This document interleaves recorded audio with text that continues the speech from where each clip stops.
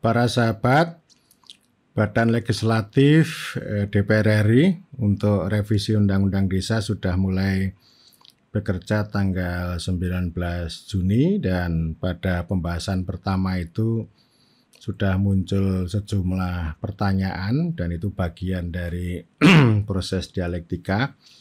Misalnya ada pertanyaan dari Arteria Dahlan mengenai konsep-konsep dasar seperti penduduk, masyarakat, rakyat, warga, dan seterusnya.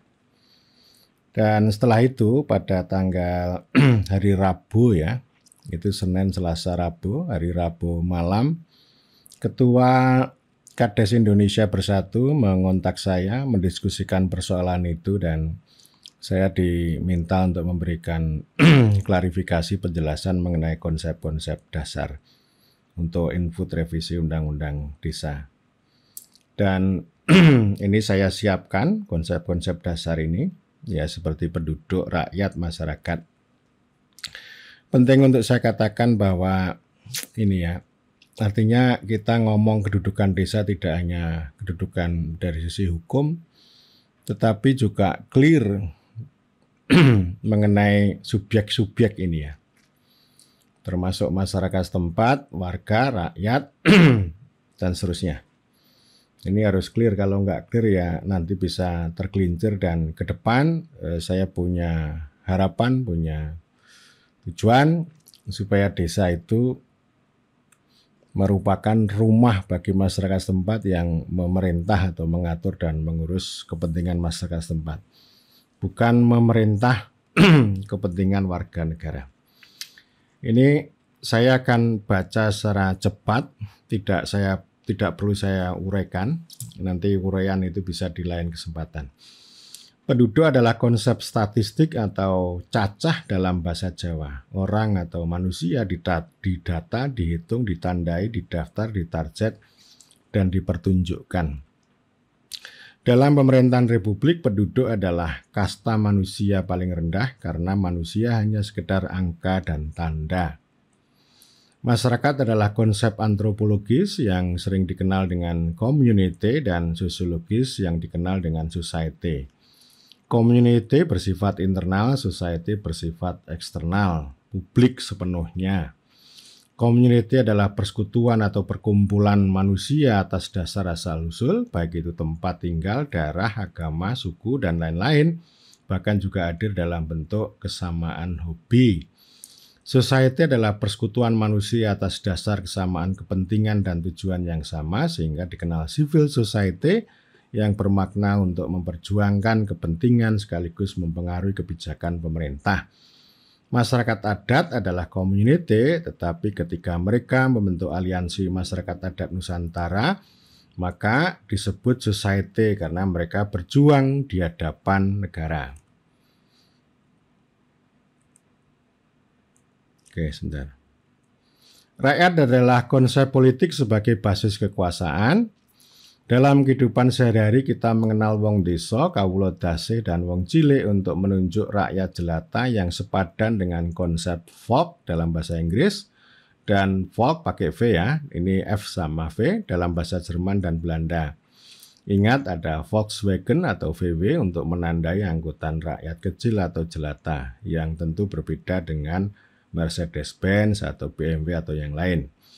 Dalam pemerintahan republik atau republikanisme, rakyat adalah utama atau menjadi rakyat jelita, dimuliakan menjadi pemegang kedaulatan yang kemudian dikenal dengan kedaulatan rakyat. Rakyat adalah pembebasan atau liberasi manusia dari sekedar kawula, hamba, penduduk, bahkan dari masyarakat atau community dan warga negara pasif dalam formasi negara hukum etatis.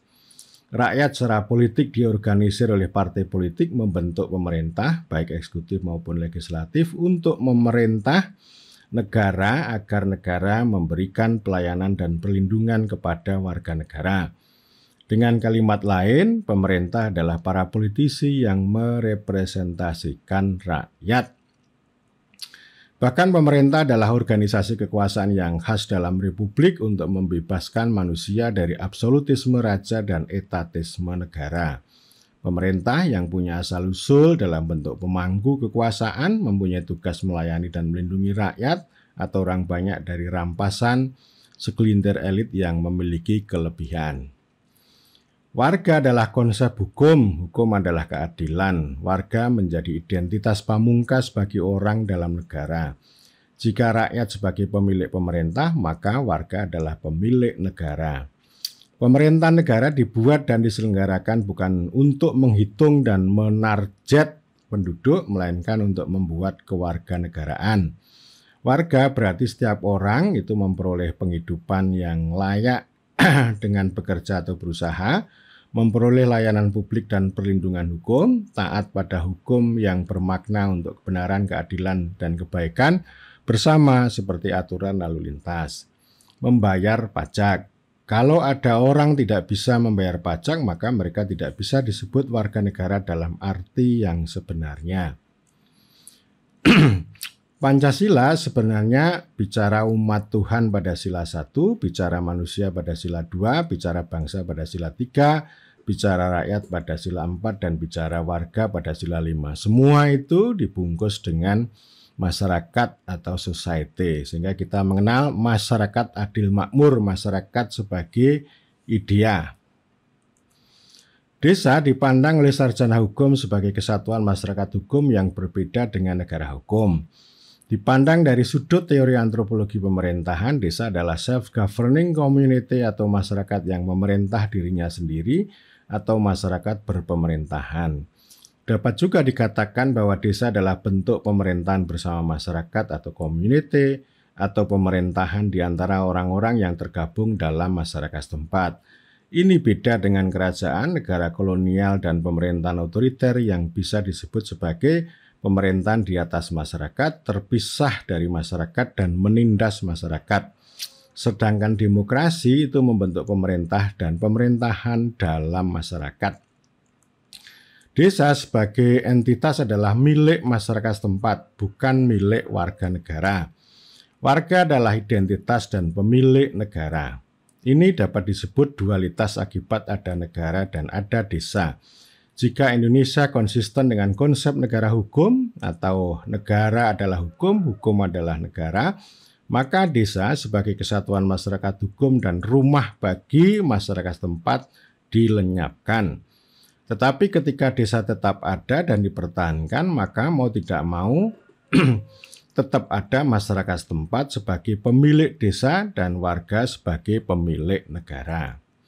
Orang desa kalau di dalam desa disebut sebagai masyarakat setempat yang menimbulkan konsekuensi terhadap konsep kepentingan masyarakat setempat.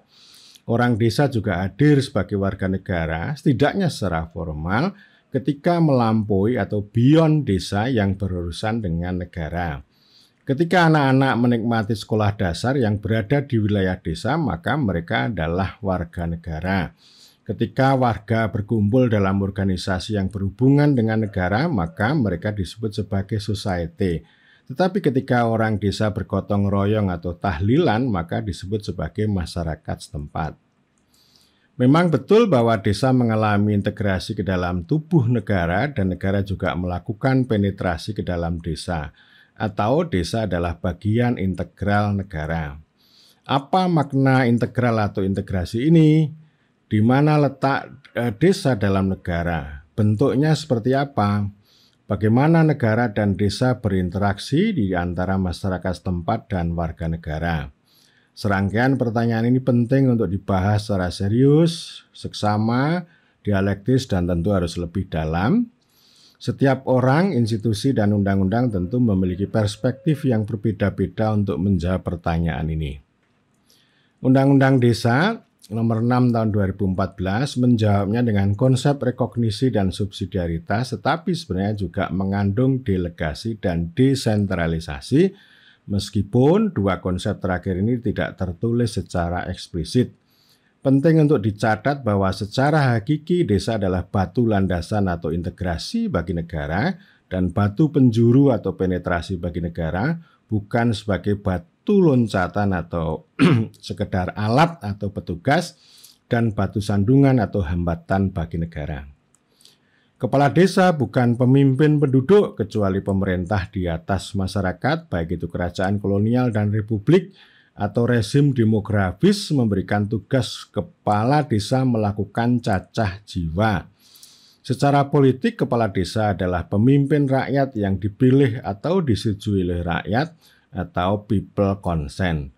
Secara antropologis, kepala desa adalah tetua atau pemangku desa dan masyarakat setempat.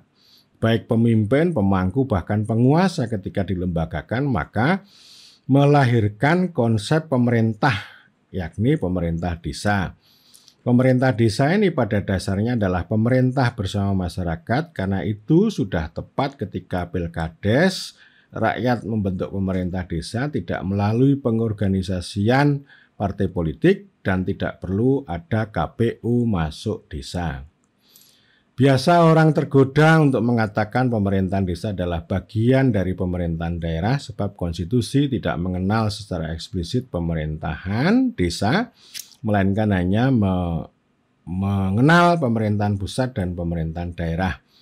Meskipun desa berada atau integrasi dalam negara, bukan berarti bahwa pemerintahan desa adalah pemerintahan negara yang berada di desa atau pemerintahan di atas masyarakat atau sering disebut sebagai local state government, melainkan pemerintahan sendiri bersama masyarakat atau self-governing community.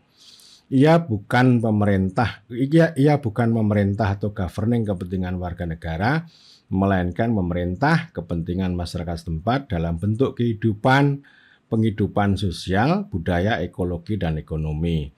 Ketika ada stunting ya, saya nggak bisa ngomong stunting aja ya. Miskin ekstrim, SDGs desa, dan program-program titipan dari atas untuk dikerjakan oleh pemerintah desa, maka semua itu adalah kebodohan dan